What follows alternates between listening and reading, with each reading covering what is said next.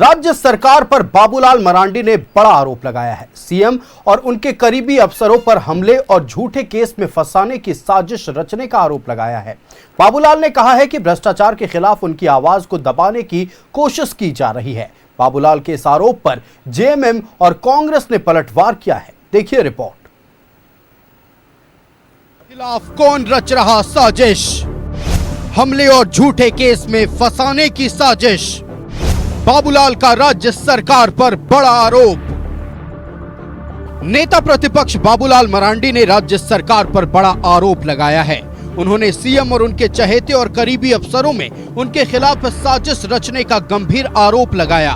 बाबूलाल ने कहा कि भ्रष्टाचार के खिलाफ उनकी आवाज को दबाने के लिए उन पर हमले और झूठे केस में फंसाने की साजिश रची जा रही है। राज्य के मुख्यमंत्री और उनके कुछ चहेते भ्रष्ट अफसर लोगों ने मिल करके डराने की, धमकाने की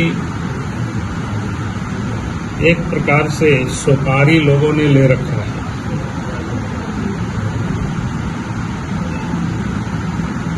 यानी मेरे ऊपर हमला करने का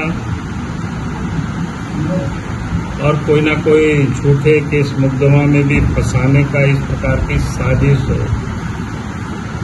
रची जा रही है। मेरे ऊपर भी हो सकता है, परिवार के ऊपर भी हो सकता है, या फिर हमसे जुड़े हुए लोगों के ऊपर भी हो सकता है। झूठे केस में फंसाने की रची जा रही साजिश, हमले की भी साजिश रचने का आरोप। साजिश में सीएम के करीबी अफसर शामिल। भ्रष्टाचार के खिलाफ आवाज दबाने की कोशिश। साल 2013 में भी उग्रवादियों को दी गई थी सुपारी। दुमका के शिकारीपाड़ा के उग्रवादियों को दी गई थी सुपारी। 2013 में थी राज्य में हेमंत सोरेन की सरकार। बाबूलाल मरांडी ने कहा कि अगर उन पर या उनके परिवार पर हमला होता है तो इसकी जवाबदेही राज्य सरकार की होगी। उन्होंने कहा कि साजिशों से वे घबराने वाले नहीं हैं। भ्रष्टाचार के खिलाफ आवाज उठाते रहेंगे, चाहे कितनी भी बड़ी कीमत उठानी पड़े। षड्यंत्र चाहे वो सारे लोग जितना कुछ भी करें, झारखंड में भ्रष्टाचार के विरोध में या झारखंड में जो लूट हो रही है उसकी आवाज को तो कोई हमारी दबा नहीं सकता है, चाहे वो जितनी भी हमें कीमत क्यों नहीं चुकाना पड़े। इस आवाज को हम लगातार उठाएंगे। सरकार गलत करेगी तो उसके लिए जरूरत होता है, जहां भी होगी तो सड़क पर भी उतर करके आंदोलन करेंगे। इधर बीजेपी के राज्यसभा सांसद आदित्य साहू ने कहा है कि अगर बाबूलाल मरांडी को एक खरोंच भी आया तो पूरे राज्य को जलने से कोई नहीं बचा सकता। राज्य की जनता सरकार को उखाड़ फेंकेगी। बाबूलाल मरांडी जी को थोड़ा सा भी खरोंच आया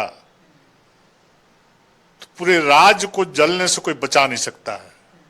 और यहाँ पर जो सिंहासन में बैठे हुए लोग हैं, चाहे पदाधिकारी हो चाहे राजनेता हो, अपने आप को समझते हो, उनको कुर्सी से घसीट करके 340 करोड़ लोग उतार करके बंगले से बाहर फेंकने का काम करेंगे। इधर बाबूलाल के आरोप पर जेएमएम ने पलटवार किया है। जेएमएम ने बाबूलाल को मानसिक दिवालियापन का शिकार बताया है, साथ ही उन्हें इलाज कराने की सलाह दी है।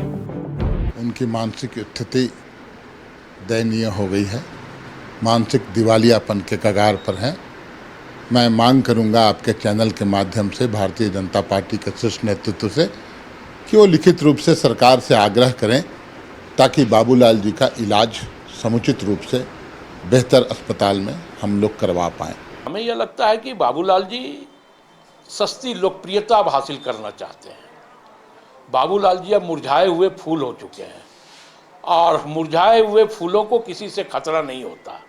सस्ती लोकप्रियता वो हासिल कर लें, लेकिन राज्य की जनता बाबूलाल जी के षड्यंत्र और साजिश को बखूबी जानती है और यह राज्य आज भी बाबूलाल जी के षड्यंत्र और साजिश को याद करके इस राज्य के जनता की आंसू निकलती है। बाबूलाल मरांडी लगातार भ्रष्टाचार के खिलाफ आवाज उठा रहे हैं। शराब घोटाला, खनन और बालू माफिया के खिलाफ आवाज बुलंद कर रहे हैं। बाबूलाल का आरोप है कि इसी वजह से उनके खिलाफ साजिश रची जा रही है। अब बाबूलाल के आरोप में सच्चाई कितनी है, ये तो जांच का विषय है। न्यूज़ 11 भारत के लिए गिरिडीह से श्रीकांत के साथ रांची से रुचि, राकेश और विपिन की रिपोर्ट।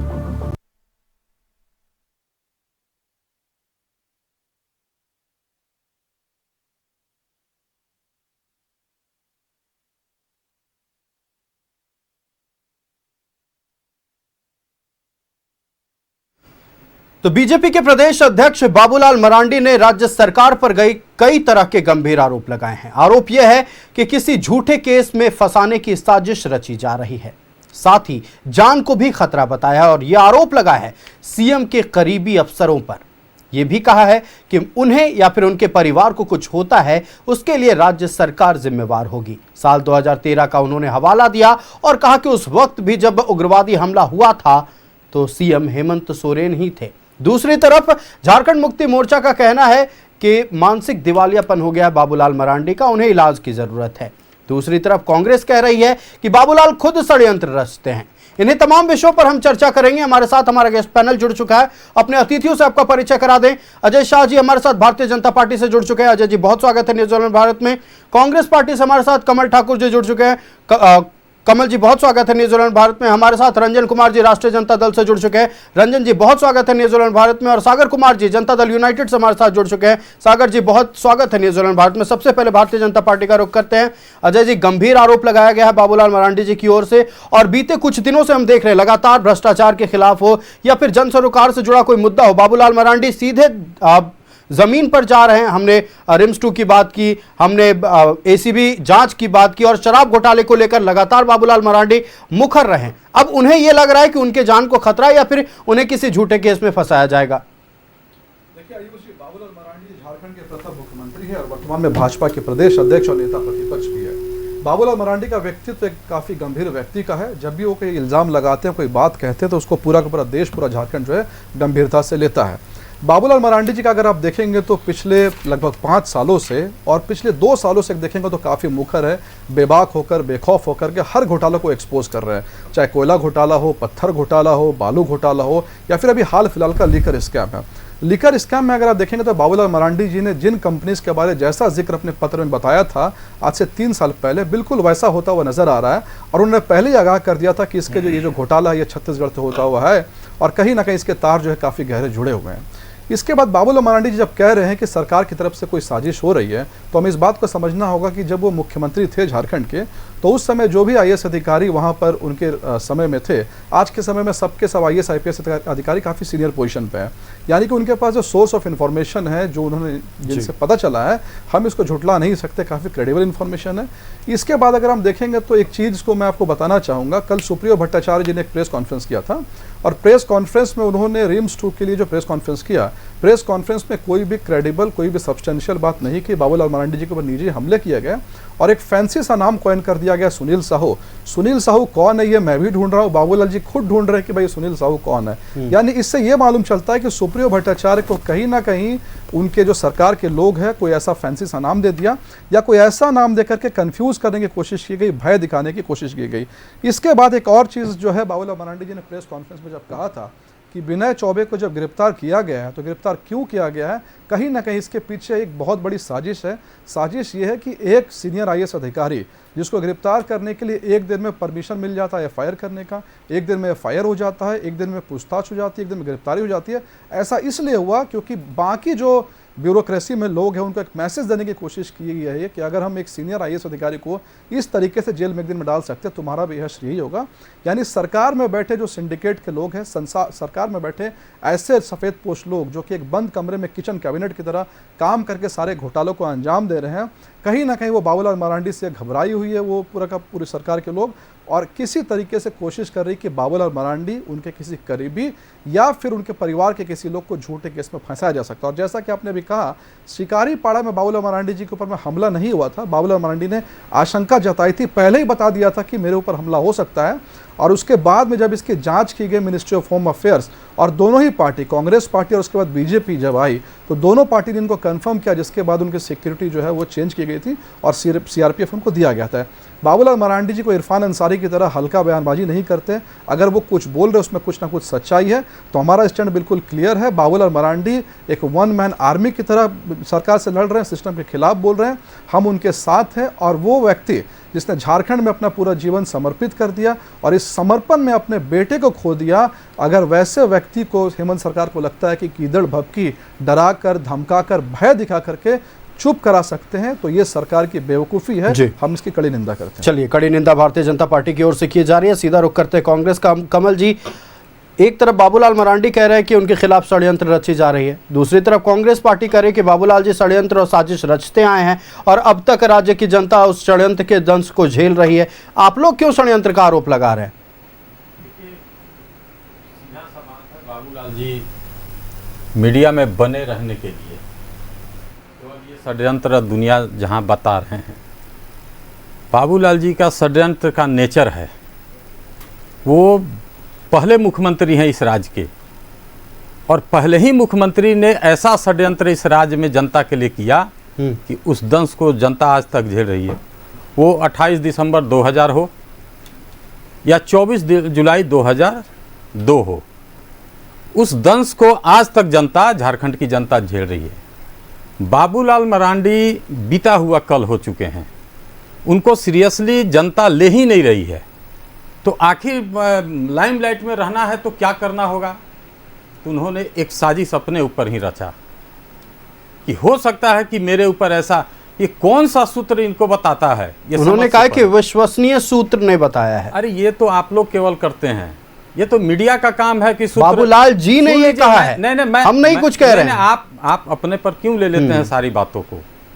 सूत्र केवल मीडिया के पास होता है कि सूत्रों से पता चला है कि ये होने वाला है, जबकि इसमें सच्चाई कितना होता है मैं ये नहीं कहता हूं कि सच नहीं निकलेगा, लेकिन सच भी होता है और झूठ भी होता है।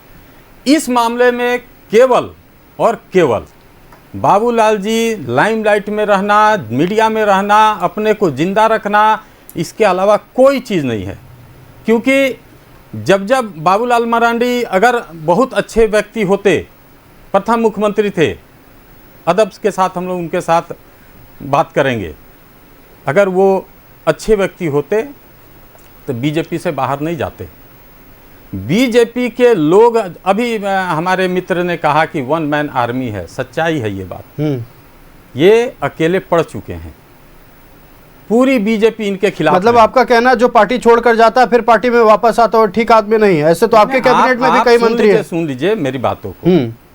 एक पार्टी से, ये तो दिनचर्या बन चुका है देश की राजनीति में कि भ्रष्टाचार करो और बीजेपी चले जाओ, आप पाक साफ हो, ये दिनचर्या है। इस पर बहुत बहस, इस पर एक दिन बहस कर लेंगे हम लोग, ठीक। लेकिन बाबूलाल मरांडी जी का जो अभी का वक्तव्य है, ये सरासर दिख रहा है कि केवल अपने को जिंदा रखने के लिए। अब सुन लीजिए, बाबूलाल जी जब जेवीएम पार्टी बना लिए तो उन्होंने एक वक्तव्य दिया कि अगर ये देश के, मोदी जी अगर देश के प्रधानमंत्री बन जाएंगे तो ये देश पाकिस्तान बन जाएगा।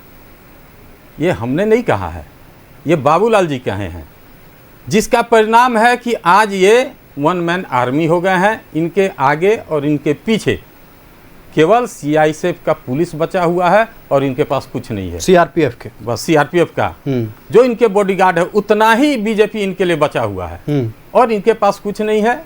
सीधा सा है कि अगर सूत्र कुछ इनके कह रहे हैं। अच्छा, मतलब ये सवाल कैसे, विधायक दल के नेता चुन लिए गए, आप कह रहे हैं कि कोई उनके पीछे है ही नहीं। अरे देखिए क्या है ना कि बबुल तर आम मिल जाएगा तो हम क्या कर सकते हैं। बाबूलाल जी को बबुल के नीचे आम मिल गया है। अब आम मिल गया है तो उनको समझ में नहीं आ रहा है कि बबुल के पेड़ के नीचे आम हमको कैसे मिल गया। बाबूलाल जी, ठीक बात कहा राकेश सिन्हा ने, हमारे मीडिया प्रभारी ने, कि मुरझाया हुआ फूल है, इनको कोई अब खतरा नहीं है इस राज्य में, कोई इनको पहचानने वाला बचा नहीं। अब तो अपना लाइमलाइट में आने के लिए कर रहे हैं। बहुत सीधा आरोप आपका है कि सिर्फ लाइमलाइट में रहने के लिए और मीडिया में बने रहने के लिए बाबूलाल जी ये पब्लिसिटी स्टंट कर रहे हैं, आपका ये आरोप है। चलिए रुक करते हैं हम जनता दल यूनाइटेड का। सागर जी, बाबूलाल मरांडी जी ने जो तमाम आरोप राज्य सरकार पर लगाए हैं उस पर क्या होगी आपकी पहली प्रतिक्रिया? देखिए आयुष, बाबूलाल जी पूर्व मुख्यमंत्री हैं इस राज्य के, वर्तमान में बीजेपी के प्रदेश के अध्यक्ष हैं और नेता प्रतिपक्ष भी हैं। आज जब वह प्रेस वार्ता कर रहे थे और प्रेस वार्ता में उन्होंने जो बातें कही, बातों को सुनकर मेरे तो कान खड़े हो गए। हेमंत सरकार इतनी ओछी राजनीति पर उतर जाएगी, इसकी कल्पना हम लोगों ने नहीं की थी। भ्रष्टाचार के विरुद्ध आवाज़ बुलंद करने पर मुख्यमंत्री जी के करीबी अधिकारियों की जो लॉबी है उसमें बेचैनी व्याप्त है और सत्ता के शीर्ष पर बैठे सत्ता के करीबी अधिकारियों ने जिस तरीके से राज्य के नेता प्रतिपक्ष को, एक विरोधी दल के पार्टी के प्रदेश के अध्यक्ष को और राज्य के पूर्व मुख्यमंत्री को भयभीत करने और उन पर फर्जी मुकदमा करने का जो कुंसित षड्यंत्र रचने का काम किया है, इससे आप समझ सकते हैं कि इस राज्य में आम लोग का क्या हाल होता होगा और नागरिक कितने सुरक्षित हैं। लोकतंत्र के लिए जो आज बातें सामने आई हैं, लोकतंत्र के लिए बेहद दुर्भाग्यपूर्ण तो है ही, साथ ही साथ पूरा घोर चिंता का विषय भी है। मानिए कि ये सरकार ये कहना चाहती हो कि भ्रष्टाचार के विरुद्ध और भ्रष्ट अधिकारियों के विरुद्ध बोलने पर गंभीर परिणाम भुगतना पड़ सकता है। आपने हाल ही में देखा होगा कि घाटशिला के जिला परिषद सदस्य हैं करण सिंह जी, जो स्थानीय लोगों के बुलाने पर किसी जन समस्या का निराकरण करने के लिए वहां पहुंचे थे, लेकिन पुलिस ने उन पर फर्जी मुकदमा दायर कर उन्हें जेल भेजने का काम किया और जेल भेज करके उनका हौसला तोड़ने का काम किया ताकि भविष्य में कोई भी जनप्रतिनिधि किसी जन मुद्दों को नहीं उठा सके, भ्रष्टाचार के मुद्दों को नहीं उठा सके। ठीक उसी लाइन पर जो है, चाहे एक ब्लॉक का नेता हो या राज्य के शीर्ष स्तर के नेता हो, सभी को सरकार भयभीत करने का काम कर रही है। मुझे पूरा विश्वास है, पूरी आशा है कि महामहिम राज्यपाल महोदय इस पूरे विषय को गंभीरता से लेंगे और जल्द ही इस विषय पर माननीय मुख्यमंत्री जी से दूरभाष में या सामने जैसा भी संभव हो बातचीत करेंगे और साथ ही जो इस राज्य के बाबूलाल मरांडी जी की जो सुरक्षा में कोई चूक नहीं हो, इसको लेकर के गृह सचिव, डीजीपी और विशेष शाखा के जो संबंधित अधिकारी हैं उनको निर्देशित करने का काम करेंगे। चलिए, बिल्कुल। तो सीधे तौर पर ये कहना है जनता दल यूनाइटेड का कि माननीय राज्यपाल इस मामले में संज्ञान लेंगे, उन्हें उम्मीद है और ठोस कार्रवाई भी होगी। हम राष्ट्रीय जनता दल का रुख करते हैं। रंजन जी, आपके सहयोगी कह रहे हैं कि मीडिया में बने रहने के लिए ये पब्लिसिटी स्टंट किया जा रहा है। क्या नेता प्रतिपक्ष को मीडिया में बने रहने के लिए कोई पब्लिसिटी स्टंट करने की ज़रूरत है क्या? देखिए, क्या है ना, बाबूलाल मरांडी जी जब से बीजेपी में गए हैं वो एक चक्रव्यूह की तरह घिर गए हैं। वो ऐसे चक्रव्यूह में घिरे हैं कि उनका दिमाग काम करना बंद कर दिया है। वो क्या करें और नहीं करें ये अब सोच रहे हैं। कुछ न कुछ उनके दिमाग में आ रहा है और वो अटपटा बात कर रहे हैं और मीडिया को बुला के प्रेस कॉन्फ्रेंस कर रहे हैं। आप बताइए कि जिनको जब जान की खतरा होगी तो वो मीडिया के पास, मीडिया को नहीं बुलाएगा, मीडिया में प्रेस कॉन्फ्रेंस नहीं करेगा। वो अपने जो या तो सीनियर एसपी को बोलेगा, डीजीपी को बोलेगा, किसी न किसी जो प्रशासनिक पदाधिकारी हैं उनको बताएगा। और क्या जान का उनका खतरा है। अब जब आरोपी अफसर पर लग रहा है तो शिकायत किससे की जाएगी, बताइए आप। जानबूझ के उनका आरोप है ना। अभी तो वो ये नहीं बताया हमको कहाँ से कौन से जान का खतरा है, कौन उनको धमकी दिया और कौन कब उनको धमकी दिया, किस टाइम में दिया। जब आप, साधारण सी बात है, जब हमारे जान के ऊपर खतरा होगा तो हम जाएंगे, अपना रिपोर्ट लिखेंगे, थाना में जाएंगे, एसपी के पास जाएंगे, डीजीपी के पास जाएंगे, सबके पास जाएंगे, न तो हम प्रेस कॉन्फ्रेंस करेंगे। इसका सीधा सा यही मतलब निकलता है कि वो मीडिया में बने रहने के लिए और अपने आप को दिखाने के लिए। हाँ, हमको लगता है उनकी जान का खतरा है और उनको डर है। इसलिए डर है कि रघुबर दास जी जब से फिर से उनका इसमें राजनीति में एंट्री हुई है, तब से उनको डर हो गया है कि हम मेरा क्या होगा। तो इसमें जान का खतरा कैसे है? नहीं, जान का खतरा नहीं, उसको जान का नहीं, वो खतरा बताए हैं अपने आप को। जान का खतरा नहीं, अपने आप को खतरा बताए हैं। तो उनको लगता है कि उनके ऊपर खतरा मंडरा रहा है। जो जान रहे थे उनको था कि हम अब वन मैन हैं, यहाँ वन मैन काम कर रहे हैं उनको पहले से लग रहा था कि हम बीजेपी में जाएंगे, बीजेपी की सरकार बनेगी, हम सीएम बनेंगे, ये सब तो कुछ हुआ नहीं। अब बाबूलाल मरांडी जी परेशान हैं। चलिए ठीक है, बीजेपी की सरकार नहीं मिली, लेकिन भारतीय जनता पार्टी के तमाम विधायकों ने उचित सम्मान तो दिया है उन्हें। उचित सम्मान दिया, लेकिन उनका जो ख्वाहिश था ना वो पूरा नहीं हुआ। वो तो खैर जनता के हाथ में था, इसके वजह से वो परेशान है। जनता उनको नकार दिया, अब बीजेपी भी उनको नकार रही है, बीजेपी भी उनको चक्रव्यूह में घेर चुका है। क्योंकि जब उनका जेबीएम पार्टी था, आप देखे होंगे, जब उनकी विधायक बनते थे अब बीजेपी लेके अपने में जाता था, तब बीजेपी सोचा कि भाई अब बाबूलाल मरांडी को खत्म कैसे किया जाए, तो बीजेपी उनको अपने पास लाया और अपने पास लाके उनको पूरे चक्रव्यूह में बांध दिया है, घिर गए हैं बीजेपी से। तो वो करे तो क्या करें, जाए तो कहाँ जाए। तो ये सब उनका दिमागी बौखलाहट है और बौखला के ये सब सारा बयान दे रहे हैं। चलिए रुक करते हैं भारतीय जनता पार्टी का। अजय जी, ये नहीं लगता है आप लोगों को कि अगर सरकार की ओर से, सत्ता पक्ष की ओर से नेता प्रतिपक्ष को ही टारगेट किया जाएगा तो उनके लिए सेल्फ गोल होगा? देखिए जो सबसे पहले तो बाबूलाल मरांडी का जो व्यक्तित्व है वो किसी मीडिया के मोहताज नहीं है, किसी पहचान के मोहताज नहीं है। ये कहना बिल्कुल सरासर अपने आप में लॉजिकल है कि बाबूलाल मरांडी मीडिया में बने रहने के लिए कुछ बयानबाजी दे रहे हैं। जाहिर सी बात है, नेता प्रतिपक्ष और वर्तमान प्रदेश अध्यक्ष भी है, भाजपा की तरफ से वो कुछ भी बोलेंगे तो मीडिया की सुर्खियों में अपने आप वो आएगा। बिल्कुल। दूसरी बात, बाबूलाल मरांडी जी ने जो, अगर आप देखेंगे झारखंड मुक्ति मोर्चा बार बार बाबूलाल मरांडी जी को पत्रवीर कहकर उनका मजाक उड़ाती है, लेकिन यही बाबूलाल मरांडी ने जब भी कोई पत्र लिखा है उस पत्र का कॉन्सिक्वेंसेस बाद में मालूम चला है कि वो सही हुआ है। मैं आपको कुछ उदाहरण देना चाहूँगा। सबसे पहला उदाहरण तो मैंने आपको शराब घोटाले में दिया। उन्होंने 22 अप्रैल को ही 2022 में ही चिट्ठी लिखा था और साफ साफ कह दिया था कि किन कंपनियों को मिलेगा, सब कुछ वैसा का वैसा हुआ। पत्थर घोटाले में भी ऐसा हुआ। इसके बाद 2022 के आसपास बाबूलाल मरांडी जी ने एक पत्र लिखा था मुख्यमंत्री को, और जैसा आज उन्होंने एलिगेशन लगाया है, और उनका एलिगेशन आप देखिए, एलिगेशन के 3 पार्ट है। पहला कह रहे या तो मुझ पर, या मेरे परिवार के लोगों पर, या मेरे करीबियों पर जो है कोई ना कोई हमला हो सकता है, झूठे केस में फंसाया जा सकता है, इस तरह की बातें हो रही है। तो 2022 में बाबूलाल मरांडी ने ऐसा एक पत्र लिखा था मुख्यमंत्री जी को, और उसके बाद उनके जो राजनीतिक सलाहकार है श्री सुनील तिवारी जी, उनको एक फर्जी केस में सरकार ने जेल में डाल दिया था, और बाद में देखिए हाईकोर्ट ने उसको क्वैश कर दिया उस एफआईआर को, और कहा पूर्ण रूप से ये जो फर्जी केस है। तो कहने का ये मतलब है कि बाबूलाल मरांडी जी ने जब भी ऐसा कोई मुद्दा उठाया है, बाद में मालूम चला है कि वो कहीं ना कहीं सही है। और हम ये कह रहे हैं कि जब भी आप कोई मुद्दा उठाते हैं, बाबूलाल मरांडी जी की तरफ से कोई मुद्दा उठता है, तो सरकार की तरफ से वो जो क्वेश्चन पूछते हैं उस पर जवाब नहीं दिया जाता है, उनके ऊपर निजी हमले किए जाते हैं, निजी रिमार्क्स डाले जाते हैं। पर जिस सवाल को वो पूछते हैं, कल भी आप देखिए प्रेस कॉन्फ्रेंस में उन्होंने सवाल पूछा कि भाई आप आदिवासियों का लैंड एक्विजिशन कर रहे हैं जो कि गलत है, तो आपको जवाब उस पर देना चाहिए था। पर ये चले गए 2001 में क्या हुआ, बाबूलाल मरांडी के ऊपर निजी हमले करने लगे, उनके खिलाफ अनाप शनाप बयानबाजी करने लगे। उस पर तो हमेशा सरकार की तरफ से यही डिफेंस आता है।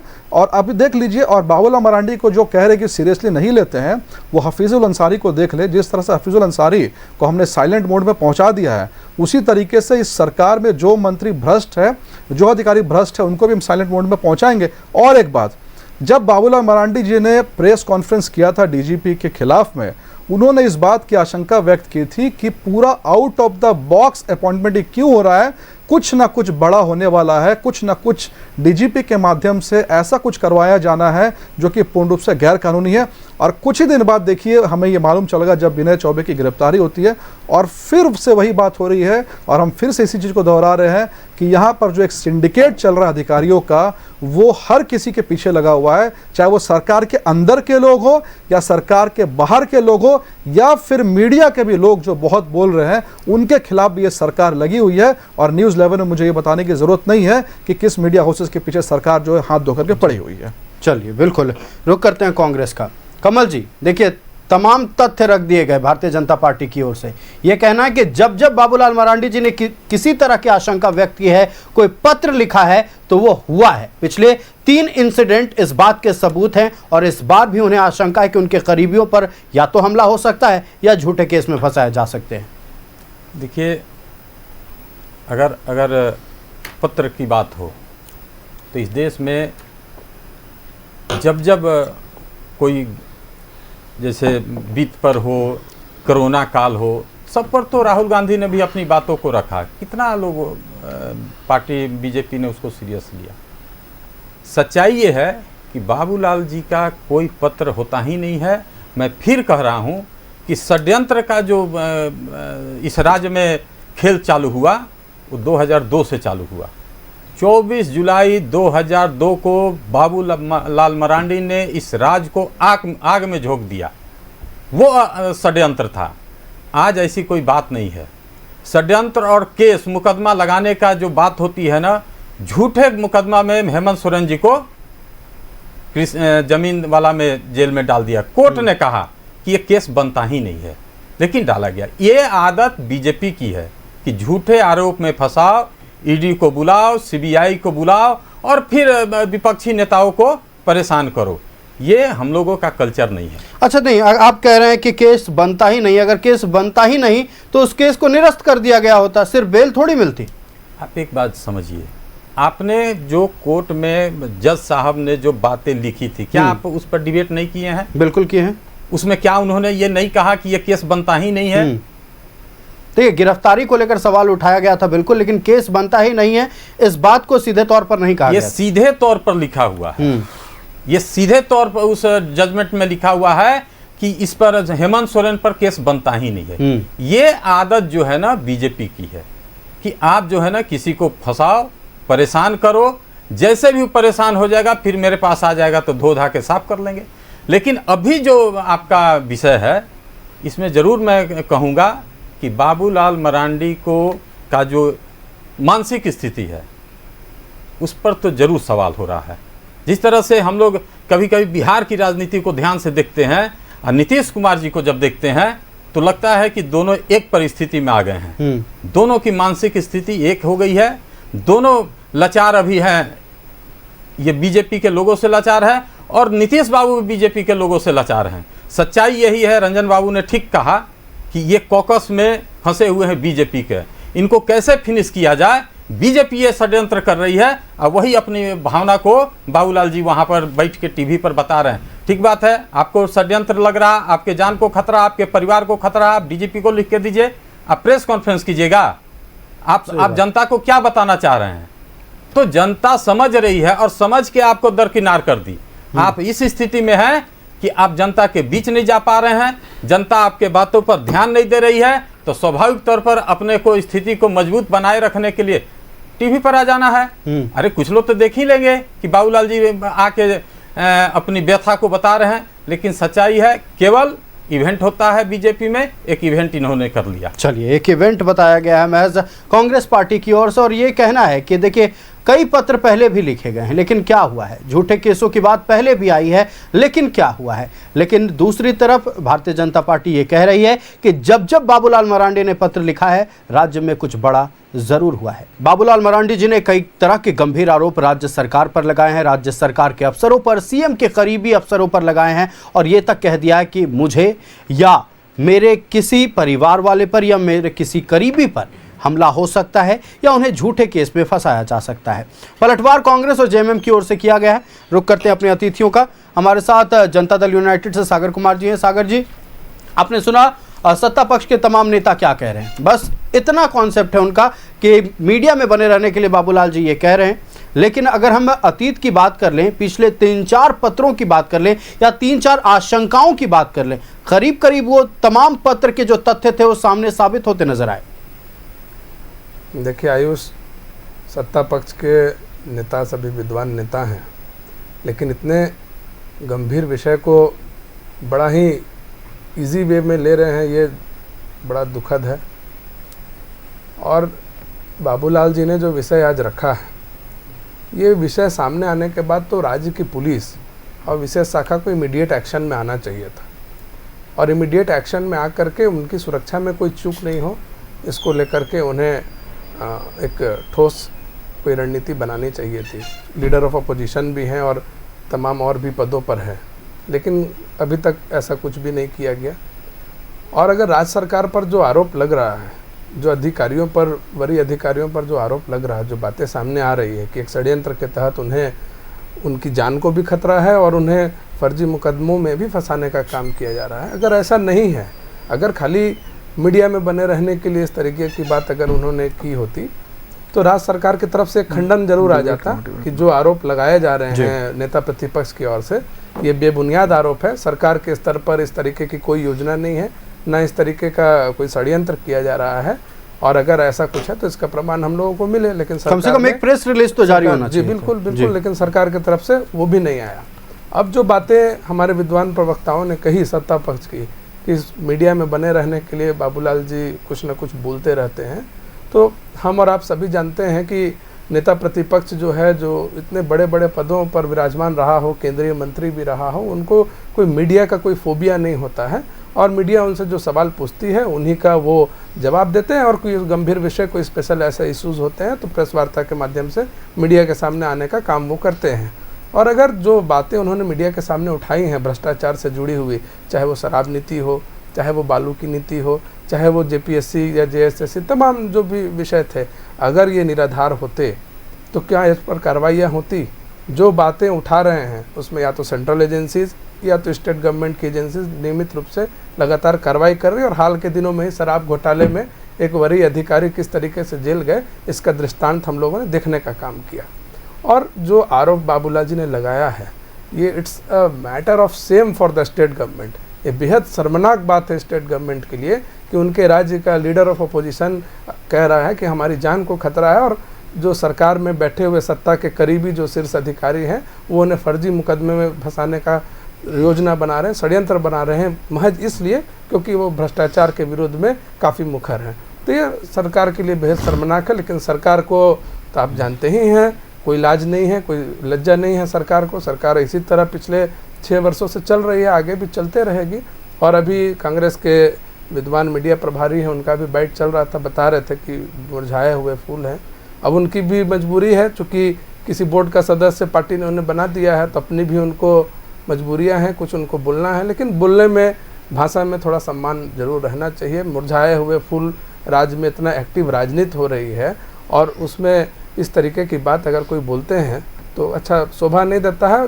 कांग्रेस एक राष्ट्रीय पार्टी है, कम से कम उनके मीडिया प्रभारी जिम्मेदार तरीके से बयान दे तो अच्छा लगेगा। चलिए, राष्ट्रीय जनता दल का रुख करते हैं। रंजन जी, देखिए, एक संवैधानिक पद पर बैठा व्यक्ति अगर ये कहता है कि उनके जान को खतरा है, उनके परिवार वालों की जान पर खतरा है, तो क्या राज्य सरकार की यह फर्ज नहीं बनती थी कि पहले जांच कराएं? आप लोग पहले पर्सनल अटैक करने लगे। देखिए, बाबूलाल मरांडी जी कोई साधारण व्यक्ति नहीं है। बाबूलाल मरांडी जी भारतीय जनता पार्टी, जो कहते हैं कि हम बहुत बड़ी पार्टी हैं देश के, उसके झारखंड प्रदेश के प्रदेश अध्यक्ष हैं और विपक्ष के नेता भी हैं। अब इस तरह का बात वो कहते हैं कि नहीं हमारे जान को खतरा है। इसलिए तो सवाल है सर कि नेता प्रतिपक्ष की जान को अगर खतरा उन्हें लग रहा है तो आप लोग को पहले कार्रवाई करनी चाहिए थे, पर्सनल अटैक बाद में कर लेते। अपने जान की खतरा को आके मीडिया में बताते हैं, लेकिन बाबूलाल मरांडी जी कभी भी जमीन पे आके उन्होंने कोई आंदोलन नहीं किया राज्य की जनता के लिए, जिससे राज्य की जनता को भला हो, राज्य की जनता को, सरकार को बताएं कि राज्य की जनता को क्या चाहिए क्या नहीं चाहिए। विपक्ष का जो भूमिका है, कभी उस भूमिका में आके जमीन पे आंदोलन नहीं किया, लेकिन उनको जान की खतरा लग जाती है। अच्छा, अलग झारखंड बनाने में उनकी कोई भूमिका नहीं थी आंदोलन में? देखिए, अलग झारखंड बनाने में उनका आंदोलन में भूमिका होती या अच्छे काम अगर किए होते तो भारतीय जनता पार्टी के मुख्यमंत्री से वो हटाए नहीं जाते। भारतीय जनता पार्टी ही उनको मुख्यमंत्री से हटाई थी, तभी वो अपने जाके अलग पार्टी बनाए थे। क्यों हटाई भारतीय जनता पार्टी उसमें? आज तक कोई जवाब दे? हमारे भारतीय जनता पार्टी के प्रवक्ता है, हमारे प्रवक्ता है जदयू के प्रवक्ता बेचारे क्या बोलेंगे? ये तो अपने आप अपने नेता के बारे में सोचते रहते हैं कि हमारे नेता क्या कब बोल देंगे, उसका जवाब देना होगा, किस तरह जवाब देना होगा और क्या बोलेंगे। ये तो इस सोच में परेशान रहते हैं। अब कब उनके नेता किधर जाएंगे इसके लिए परेशान रहते हैं ये लोग। सब तैयार रखते हैं कि हम कब क्या जवाब देना है, कब हमको महागठबंधन की ओर जाना है, कब बीजेपी की ओर जाना है, इसके लिए परेशान रहते हैं। लेकिन इस तरह का बयान अगर आता है बाबूलाल मरांडी जी का, वो खुलासा नहीं करते हैं कि नहीं हमको किस समय कौन सा फोन आया, कौन से हमको धमकी दी गई। एक सरकार पे गंभीर आरोप लगाना हुआ और जबरदस्ती का आरोप लगाना हुआ कि हम इस तरह के आरोप लगा के देश राज्य की जनता को हम भरमाएंगे। इसीलिए तो बोले कि ये बड़े पोस्ट पे इस छोटे मोटे आदमी अपने आप को एक छोटा आदमी आंकते हैं, इसका मतलब बाबूलाल मरांडी जी। नहीं, छोटा आदमी क्यों आंकेंगे? देखिए वो जानते हैं संवैधानिक पद का महत्व क्या होता है, और निश्चित तौर पर अगर मुख्यमंत्री हो, नेता प्रतिपक्ष हो, मंत्री हो, सब लोग जानते हैं कि संवैधानिक पद का महत्व क्या होता है। हम अपने मीडिया भाइयों से भी कहना चाहते हैं कि आज जब बाबूलाल मरांडी जी प्रेस कॉन्फ्रेंस कर रहे थे तो उनको इस चीज का खुलासा करना चाहिए था कि हमको क्या फोन आया, कब आया, कौन धमकी दिया, क्या बोला, इसको रिपोर्ट लिखवाना चाहिए था उनको। कहीं तो कोई ऐसा दिया नहीं। जो संवैधानिक प्रक्रिया है तो उसमें रिपोर्ट उनको लिखवाना चाहिए थाने में जाके। चलिए सीधे इस सवाल का जवाब भारतीय जनता पार्टी से ही ले लेते हैं। अजय जी, साफ तौर पर कहना है संवैधानिक प्रक्रिया से गुजरना चाहिए था, जान को खतरा है तो जाते रिपोर्ट लिखवाते और इस पर कार्रवाई होती। सबसे पहली बात आयुष जी है कि बाबूलाल मरांडी जी एक जन के नेता है, पब्लिक प्रतिनिधि है, और जब पब्लिक के लोग होते हैं हमेशा उनको पब्लिक में बात रखनी चाहिए। दूसरी बात, बाबूलाल मरांडी जी ने जो आशंका व्यक्त की है, आशंका सिर्फ हमले की आशंका व्यक्त नहीं की है, उन्होंने साफ साफ कहा है फर्जी केस लगाया जा सकता है और सिर्फ मुझ पे नहीं मेरे करीबियों पर भी लगाया जा सकता है।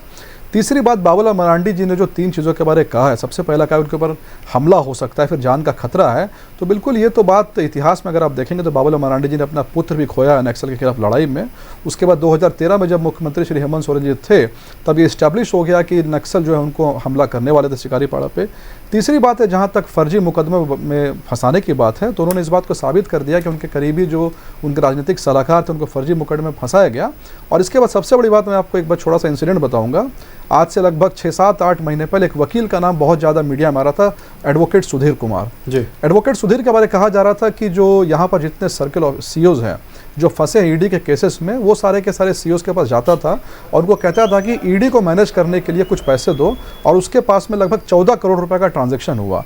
जैसे ये बात सामने आई तो बाबूलाल मरांडी जी ने साफ साफ सोशल मीडिया में कहा है, आप आज जाकर के देख भी सकते हैं कि सुधीर कुमार को यहाँ की पुलिस ने गिरफ्तार किया है अवैध तरीके से, और उसको कितने बजे किस थाने में रखा है, कितने बजे झारखंड से बिहार ले जाया गया, कब उसको देवघर थाने में रखा गया, एक एक डिटेल उन्होंने सोशल मीडिया में शेयर किया। और उसके बाद जब ईडी ने इस केस को टेक ओवर किया तो देखा कि एक एक डिटेल्स जो है वो क्या कर रहे हैं, मैच कर रहे हैं। और वो षड्यंत्र इतना बड़ा था कि उस एडवोकेट सुधीर कुमार को पकड़ करके पुलिस किसी तरह उससे ये लिखवाना चाहती थी कि ईडी को मैनेज करने के नाम पे जो उसने उगाही की है उसका लिंक किसी ना किसी भाजपा नेता से है, बाबूलाल मरांडी से है। तो बाबूलाल मरांडी जो आशंका व्यक्त की थी षड्यंत्र की, ये साबित हो गया। ये तो अच्छा हुआ ईडी ने उस केस को टेक ओवर किया और उसके बाद इस केस को अपने अंडर ले लिया, वरना यहाँ पर जो एसएसपी का नाम जो मैं लेना चाहूँगा या नहीं लेना चाहूँगा, जिनके ऊपर कितनी माया जो है सरकार की है कि डीआईजी बनाने के बावजूद जो है उनको अपने पद में बनाए रखा गया है, ये सब वही माया है कि तुम षड्यंत्र करो, तुम आउट ऑफ द बॉक्स काम करो,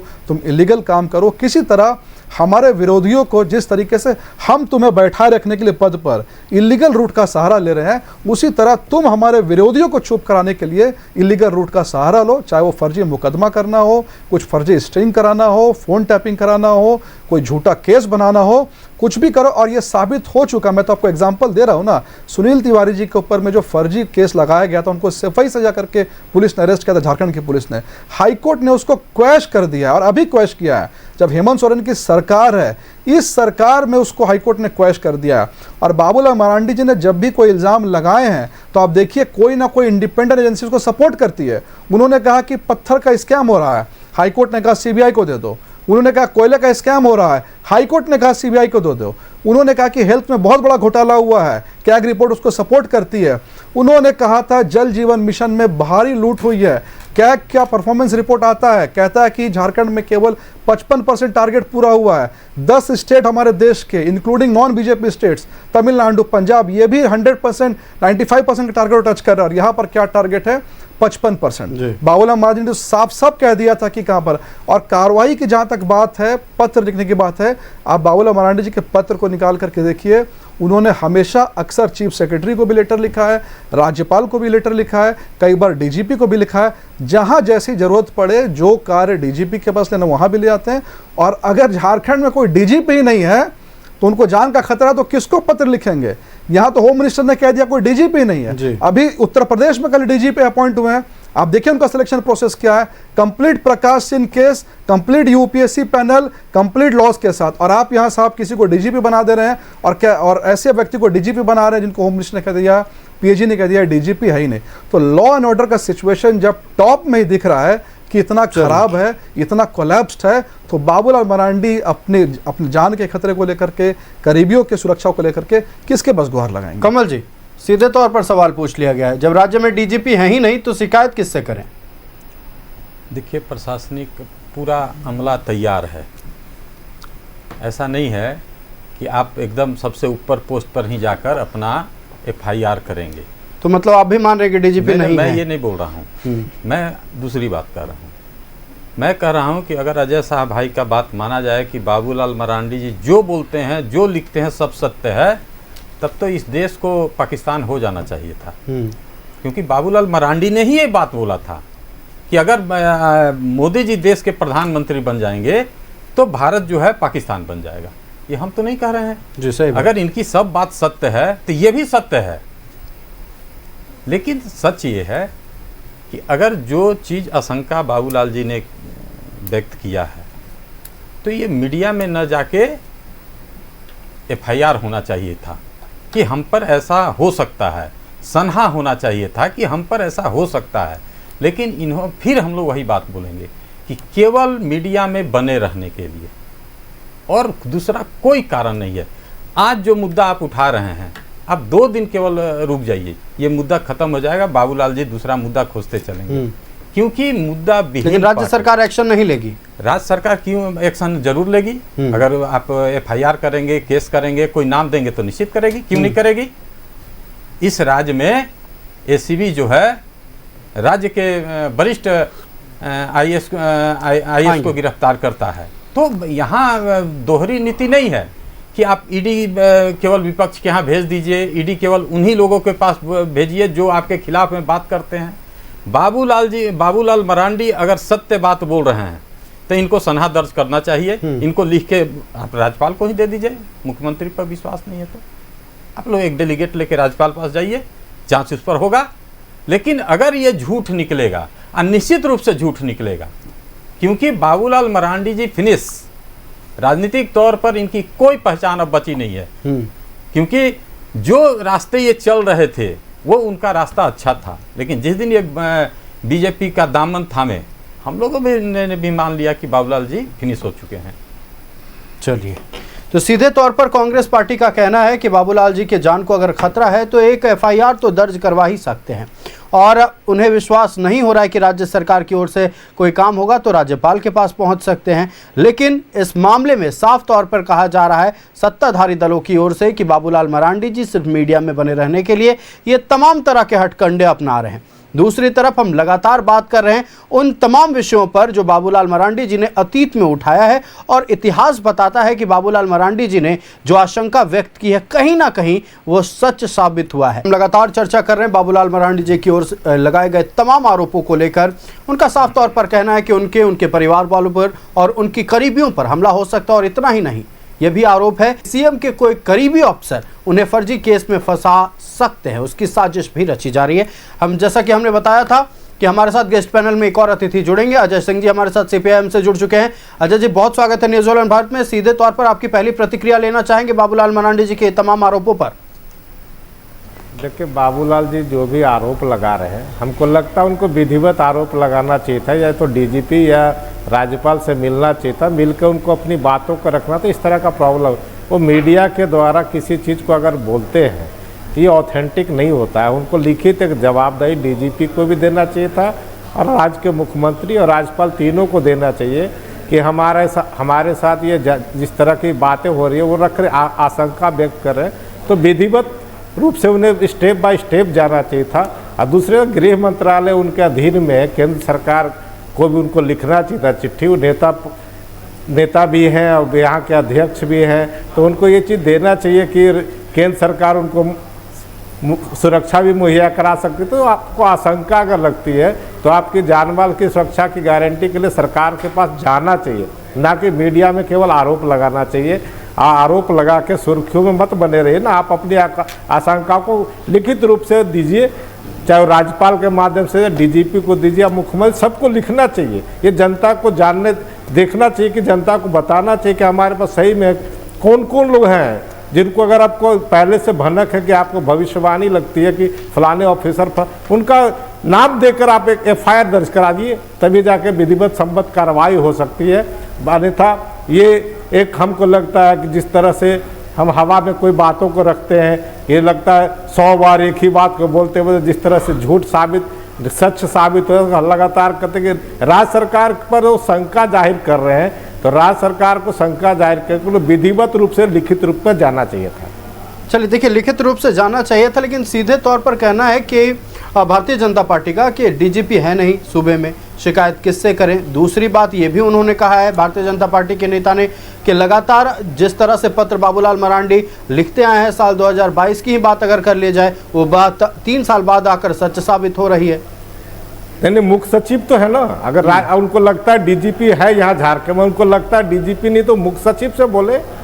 मुख्य सचिव तो है जी, अगर उनके हिसाब से नहीं है तो मुख्य सचिव तो है यहाँ का, मुख्य सभी कार्रवाई को तो देखते हैं, राज्यपाल तो है। और ये किस आधार पे कहते हैं कि यहाँ पर DGP नहीं है? क्या आपने कभी एक्सटेंशन नहीं दिया क्या किसी भी रिटायर्ड DGP को? उस एक्सटेंशन को तो केंद्र सरकार के ओर से नकार लिया गया है। नहीं, केंद्र सरकार नकार, तो आप झारखंड सरकार को पहले आप गुडविल में लेके बात करनी चाहिए ना। आप इसको रिवेंज के रूप में ले रहे कि आपने DGP की नियुक्ति की, हम उसको नहीं मानते हैं। लेकिन रघुवर दास के समय में, चाहे वो आपका ब्राजबाला वर्मा हो, कई लोगों का एक्सटेंशन आपने दिया, तो उस पर तो सवाल नहीं खड़ा किया। कईयों को नहीं भी तो मिलता है ना अजय जी। जी जी, कईयों को तो नहीं मिलता है ना एक्सटेंशन, तो ये उस कैटेगरी में भी तो जा सकता है। आप इसे राजनीतिक दोष की तरफ से क्यों देख रहे हैं? नहीं, विधिवत उसको मान सकते कि राज्य सरकार ने उसको एक्सटेंशन के लिए दिया, आपने नहीं माना, तो आप इसको विधिवत रूप से फिर आइए ना, सिस्टम से आइए, राज्य सरकार को फिर बात कीजिए। ये आम जनता में, अगर वो अभी राज्य का प्रशासन व्यवस्था वो देख रहे हैं, जब तक उनको हटाया नहीं जाता राज्य सरकार के द्वारा, वही DGP है अभी तत्काल में। इस बात को तो मानना चाहिए ना हमें। चलिए बने रहिएगा, हम रुक करते हैं सीधा सागर कुमार जी का, जनता दल यूनाइटेड से हमारे साथ सागर जी हैं। एक ही सवाल है देखिए सत्ता पक्ष का, कि संवैधानिक तरीके से क्यों काम नहीं कर रहे हैं? कौन? बाबूलाल मरांडी जी के ऊपर आरोप लगाया गया है कि संवैधानिक प्रक्रिया से गुजरिए, केस कीजिए। देखिए, बाबूलाल जी ने आज इन बातों को राज्य के और मीडिया के संज्ञान में लाया है। आज ही आप सारी प्रक्रिया पूरी करने की उम्मीद नहीं कर सकते। जी बिल्कुल, हो सकता है कि जो बातें अभी CPI के हमारे भाई हैं अजय जी, उन्होंने कही, कल हो सकता है कि राज्यपाल महोदय से मिलें, हो सकता है कि मुख्य सचिव जी से भी पत्राचार वो करेंगे। आप एक ही दिन में कैसे मान लिए कि उन्होंने विधिवत कोई कार्रवाई नहीं की, उन्होंने संवैधानिक तरीके से इस बात को नहीं उठाया? सही बात। इमीडिएट उनको जैसे ही इस बात की जानकारी हुई कि ऐसा हमने कहीं पढ़ा कि उनको कल रात में एक कॉन्फिडेंशियल सोर्स से उनको मालूम पड़ा कि इस तरीके की योजना बन रही है सरकार के शीर्ष स्तर पर, तो उन्होंने इमीडिएट, चूँकि वो गिरिडीह में थे, रांची में थे भी नहीं, तो गिरिडीह में थे, तो इन्होंने इमीडिएट ये आवश्यक समझा कि पहले हम मीडिया के माध्यम से ही इस बातों को राज्य के और मीडिया के सामने ले आएँ, ताकि मेरी सुरक्षा में किसी प्रकार की अगर कोई चूक होती है तो उसके लिए जो भी संबंधित लोग हैं वो लोग कार्रवाई कर सकें, जिम्मेदारी ले सकें। आगे अब जो राज्यपाल से भी मिलेंगे, मुख्य सचिव से मिलेंगे, जहाँ भी उनको उचित लगेगा, उनको लगेगा उचित, तो वो दिल्ली भी जाएंगे, होम मिनिस्टर से भी मिलेंगे। हर जगह जाने के लिए स्वतंत्र हैं, बड़े पद पर हैं, कहीं उनको पहचान की आवश्यकता तो है नहीं, हर जगह जा सकते हैं। तो हम लोग सुझाव दे राज्य के नेता प्रतिपक्ष को कि उनको इस तरीके से आना चाहिए था, और ये उनका आने का रास्ता था। तो हमको नहीं लगता है कि बहुत उचित होगा, क्योंकि हम लोग तो अभी सब लोग सीखने वाले लोग हैं, और वो लोग राजनीति को उस पद मुकाम पर बैठे हुए हैं जहाँ सबकी इच्छा होती है जाने की। तो खैर, दूसरी बात मैं बता दूं कि कांग्रेस के लोग बोल रहे थे कि मुरझाए हुए फूल हैं, और अब हम क्या बोले इनको बताना चाहिए कि केशव महतो जी क्या गुलाब के फूल हैं। अपना तो बारे में बताएंगे नहीं, दूसरे के बारे में बता देते हैं। आरजेडी के भी नेता ने कहा कि भाई कब फ़ोन आया, किसका फ़ोन आया, कैसे सुरक्षा में उनको कमी नज़र आई। तो ये बात जब संजय यादव जी आज मंत्री हैं, किसी समय प्रधान सचिव होते थे राष्ट्रीय जनता दल के, और उनकी जब सुरक्षा हटा दी गई थी अंगरक्षक, तो वो भी बड़े बेचैन थे अंगरक्षक वापस पाने के लिए। उस समय उन्होंने नहीं बताया कि किनका फ़ोन आया, क्या खतरा है क्या नहीं है। तो ये सब एक दूसरे पर आरोप प्रत्यारोप नहीं होना चाहिए। सुरक्षा का विषय संवेदनशील विषय होता है और किसी की भी सुरक्षा हो, मेरी हो, नेता प्रतिपक्ष की हो या हमारे विद्वान नेता हो, सत्य पक्ष के विपक्ष के जो हमारे साथ बैठे, सबकी सुरक्षा संवेदनशील है और बेहद जरूरी है। तो इस पर हमको नहीं लगता कि कोई व्यंग होना चाहिए, कोई मजाक होना चाहिए। और अंत में 1 मिनट का और समय लेंगे, जो अभी नीतीश कुमार जी के बारे में इन्होंने कहा, राष्ट्रीय जनता दल के हमारे बड़े भाई रंजन जी ने, तो पहले तो अपने दल में झांकना चाहिए। अभी जो तेज प्रताप जी ने विगत दिनों जो दृष्टांत दिया है, पूरी पार्टी क्या करें क्या नहीं करें, पूरी पार्टी को समझ में नहीं आ रहा कि हम लोग कहाँ फंस गए और ठीक चुनाव के पहले फंस गए। तब कुछ नहीं समझ में आया तो आनंद फानंद में जो है उनको परिवार से निकाल दिया। ठीक है, आपने निकाल दिया तो परिवार का वंशावली कम से कम जारी कर दीजिए, फैमिली पार्टीशन जारी कर दीजिए कि भाई ये हमारे बच्चे इतने हैं, इनको ये हमारी संपत्ति दी गई, इसमें तेज प्रताप जी का कहीं कुछ नहीं है। राष्ट्रीय जनता दल से उनको निकाल दिया गया तो राष्ट्रीय जनता दल के अध्यक्ष लिख करके दें या उनके जो नेता हैं सदन में वो लिख करके दें स्पीकर को कि भाई हमने इनको पार्टी से निकाल दिया, पार्टी विरोधी काम में शामिल थे, इनकी सदस्यता समाप्त करें।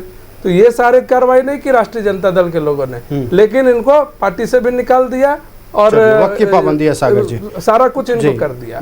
और रही बात नीतीश कुमार जी की कि कहाँ जाना है कहाँ नहीं जाना है, वो तो नीतीश कुमार जी और भारतीय जनता पार्टी एनडीए हम लोग सब बेहद मजबूती बिल्कुल। देखिए ये तो खैर पार्टी और गठबंधन के भीतर का मामला है, इस पर अभी चर्चा करना उचित नहीं है, तो बाद में होगी। आएंगे सागर जी, हमें राष्ट्रीय जनता दल के पास चलते हैं, क्या कृत्य कर देंगे उसकी चिंता ये पहले करें। चलिए राष्ट्रीय जनता दल का रुख करते हैं हम। सीधे तौर पर रंजन जी ये कहना है कि अभी तो बस मीडिया के सामने, राज्य की जनता के सामने लाया गया है।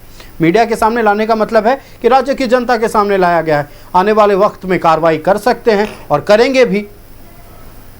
देखिए आयुष जी, हमारे मित्र सागर जी जो जदयू से आते हैं, प्रवक्ता हैं जदयू को, आज तक यही देखा गया है राजनीति में या कुछ भी ऐसा होता है कि कोई भी घटना घटती है तो सबसे पहले हम अपना जाके रिपोर्ट लिखवाते हैं, या थाने में हो या एसपी के पास हो, जो जिस लेवल का होता है उस लेवल पर जाके अपना रिपोर्ट लिखवाता है। उसके बाद अपने रिपोर्ट के साथ मीडिया में आता है कि देखिए हमारे साथ ये एक घटना घटने वाली है, हमको ये आशंका है, ये इस आशंका के साथ हम अपने मीडिया में आए हैं, आप लोग को मीडिया के सामने हम बता रहे हैं कि हम अपने यहाँ रिपोर्ट लिखवाए हैं। लेकिन इस तरह का नहीं किया गया। अब पता हमारे मित्र बोल रहे हैं कि नहीं, पहले मीडिया में आके बता दिए हैं, अब कल हो सकता है कि जाएंगे कि नहीं जाएंगे, क्या करेंगे ये उनको पता नहीं है कि क्या करेंगे।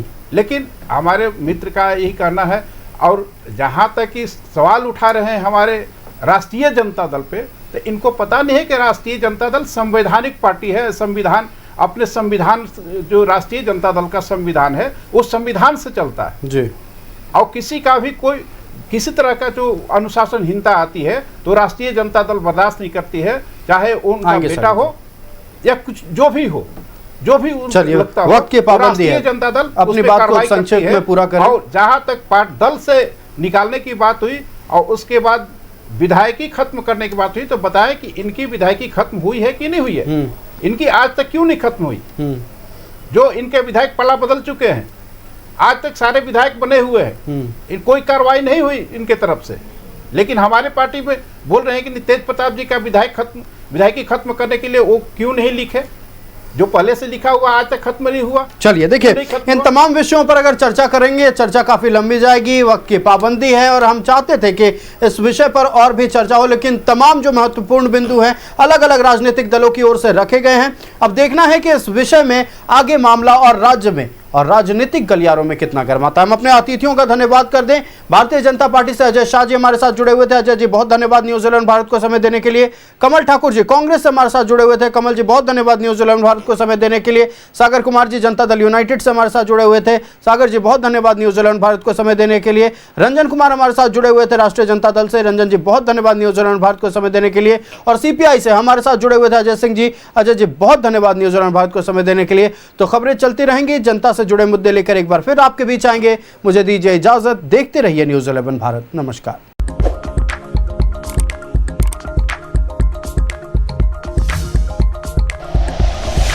Like and share videos, subscribe करें हमारा चैनल और प्रेस करें बेल आइकॉन। न्यूज 11 भारत, सच है तो दिखेगा।